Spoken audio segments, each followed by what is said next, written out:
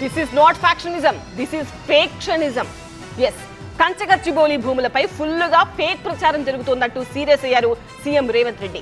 టెక్నాలజీని వాడుకుంటూ AI fake వీడియోలతో బిగ్ సిరీస్ రన్ చేస్తున్నారని గరమయ్యారు. నెమళ్లు జింకలను కూడా సృష్టిస్తున్నారని అన్నారు.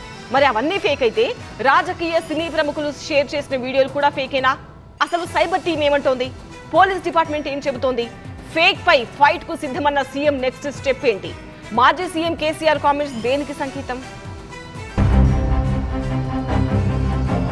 కంచగచ్చిబౌలి భూ వివాదం దేశవ్యాప్తంగా సంచలనం రేపింది.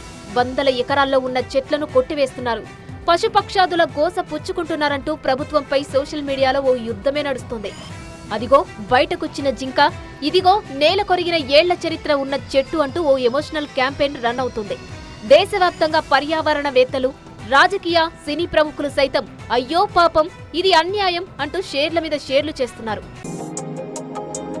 ఉత్సాహంగా ఉల్లాసంగా చదువు సాగాలి, గొప్ప గొప్ప ఉద్యోగాలు సాధించాలి.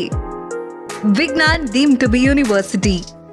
అయితే అదంతా వట్టి తప్పుడు ప్రచారం అంటూ తెలంగాణ ప్రభుత్వం కొట్టిపారేయడం ఇప్పుడు హాట్ టాపిక్ గా మారింది.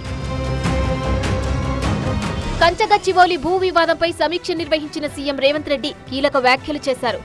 ఏఐ ఆధారంగా తప్పుడు వీడియోలు వైరల్ చేస్తున్నారని సీరియస్ అయ్యారు. నిజాలను మార్చి ఫేక్ వీడియోలు కరోనా కంటే అత్యంత ప్రమాదకరమని ఫైర్ అయ్యారు. వాస్తవాలు బయటకి రాకముందే అబద్ధాలు వైరల్ చేశారని అన్నారు. అంతేకాదు ఫేక్ కంటెంట్ పై విచారణ జరపాలని కోర్టుకు వెళ్తామన్నారు.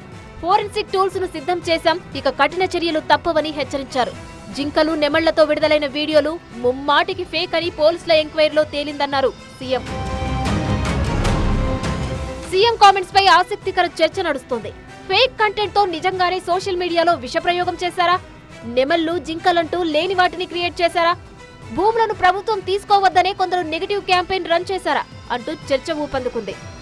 ఆ నెగటివ్ క్యాంపెయిన్ నుంచి వచ్చిన ఫోటోలు, వీడియోలనే కేంద్ర మంత్రి కిషన్ రెడ్డితో పాటు పలువురు రాజకీయ ప్రముఖులు, అలాగే జాన్ అబ్రహం, రవీనా టాండన్, దియా మిర్జా లాంటి కొందరు సినీ ప్రముఖులు షేర్ చేశారా అంటూ సోషల్ మీడియాలో హాట్ డిబేట్స్ నడుస్తున్నాయి. అయితే ఇటు సీఎం వ్యాఖ్యలను కొందరు తప్పుపడుతున్నారు.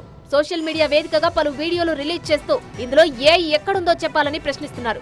1-2 ఫోటోలు, అరకొర వీడియోలు చూసి అంత ఫేక్ అనుకుంటే ఎలా అని క్వశ్చన్ చేస్తున్నారు. అసలు విషయం తెలియాలంటే హెచ్సియు పరిసర ప్రాంతాలకు వెళ్లాలంటున్నారు. ఇటు మాజీ సీఎం కేసీఆర్ సైతం రేవంత్ సర్కార్ తీరుపై మండిపడ్డారు.